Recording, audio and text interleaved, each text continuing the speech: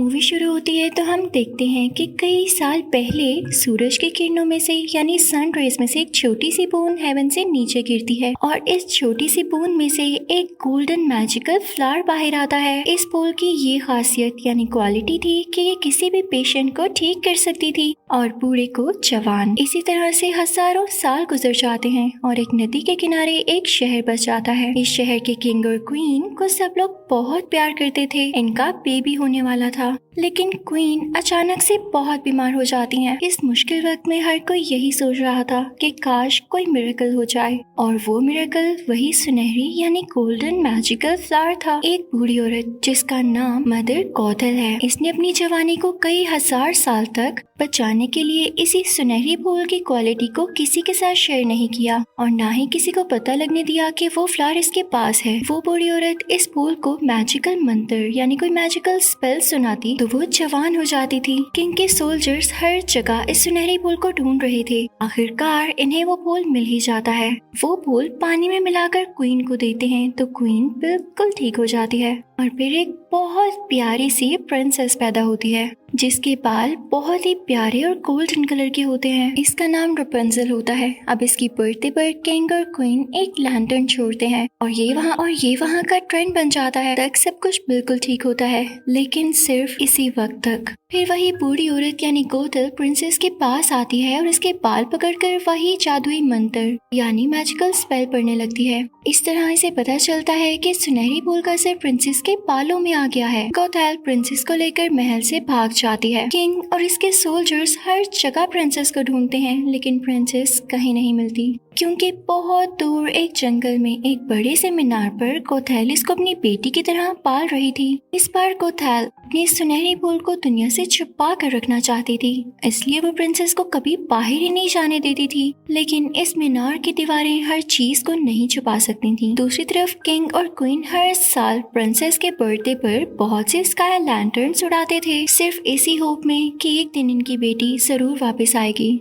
Scene बदलता है तो हम देखते हैं कि प्रिंसेस काफी बड़ी हो गई है, जिसका एक फ्रेंड पास्कल होता है, और इसी के साथ ये सारा दिन वो इस बड़े से मीनार में अकेली रहा करती थी। नेक्स्ट डे आता है तो हम देखते हैं कि कुछ चोर, जिनमें से एक का नाम राइडर होता है, वो महल में जाकर प्रिंसेस का क्राउन चुरा लेता है और वहाँ से भाग जाता है। इनके पीछे पैलेस के सोल्जर्स भी भागने लगते हैं ताकि क्राउन वापस ले सकें। राइडर वो क्राउन लेके अपने फ्रेंड को धोखा देके वहाँ से भाग जाता है। अब दूसरी तरफ प्रिंसेस गोथल से अपने बर्थडे पर इन लैंटर्न्स को देखने के लिए एक विश करती है, लेकिन गोथल हर बार उसे मना कर देती है। फिर हम देखते हैं कि राइडर भागता भागता इसी मीनार पर पहुंच जाता है जहां प्रिंसेस रहती है। प्रिंसेस डर कर राइडर के सर पर फ्राइंग पैन मारकर इसे बेहोश कर देती है। इतने में वहां पर गोथल आ जाती है और रपुंज़ल को अपने बाल मीनार से गिराकर उसको ऊपर उठाने का कहती है। रपुंज़ल गोथल को अपने बालों से मीनार पर चढ़ाती है। वो गोथल से अपने बर्थडे पर स्काई लैंटर्न देखने के बजाय इससे पेंट्स की डिमांड करती है।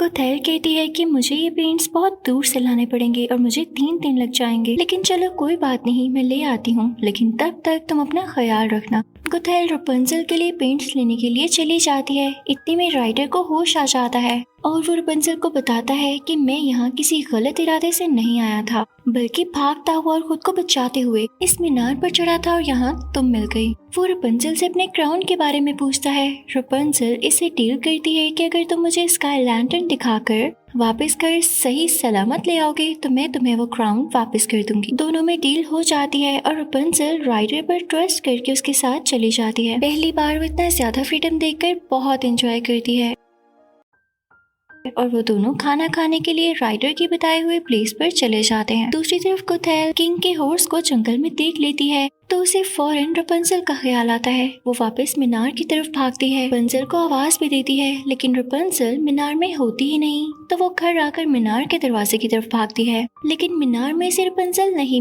दूसरी तरफ राइडर और रपुंज़ल इस प्लेस पर पहुंच जाते हैं। राइडर का पर्पस रपुंज़ल को इतने बड़े और अजीब किस्म के लोग दिखाकर डराने का ही था। वो चाहता था कि रपुंज़ल ऐसे लोगों को देखकर डर जाएगी और वापस चलने का कहेगी, लेकिन यहाँ वो खुद फंस जाता है। इसके मोस्ट वांटेड के पोस्टर्स हर जगह लगे होते हैं। लोग राइडर को इनाम की लालच में आकर पकड़ लेते हैं। इसके बदले में इन्हें इनाम दिया जाएगा।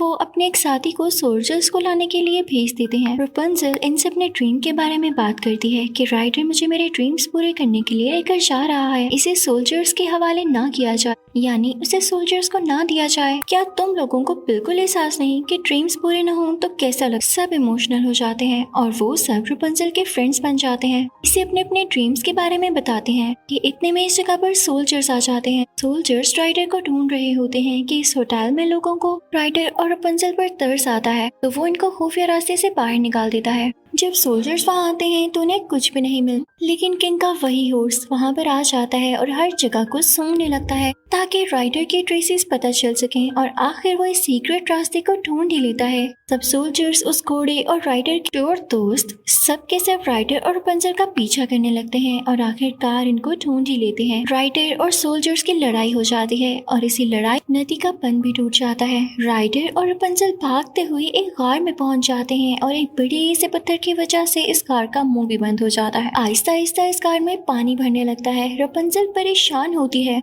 कि इसकी वजह से राइडर भी खतरे में पड़ चुका है और राइडर से सॉरी कर रही होती है। यहाँ राइडर रपुंज़ल को अपना रियल नेम बताता है कि मेरा रियल नेम यूजीन है और रपुंज़ल भी बताती है कि मेरे बाल मैजिकल हैं और जब मैं गाती हूँ तो ये चमकते हैं। रपुंज़ल वही मैजिकल स्पेल गाने लगती है तो केव में रोशनी ही रोशनी हो जाती है। वो इस रोशनी की हेल्प से बाहर निकलने का रास्ता ढूंढ लेते हैं और अब बाहर आ जाते हैं। सीन बदलता है और हम देखते हैं कि गोथेल जो होटल के आदमी से राइडर और रपुंज़ल का पूछकर इनका पीछा कर रही होती है। इसे राइडर के वही चोर दोस्त मिल जाते हैं जो कि क्राउन लेने के लिए राइडर का पीछा कर रहे थे।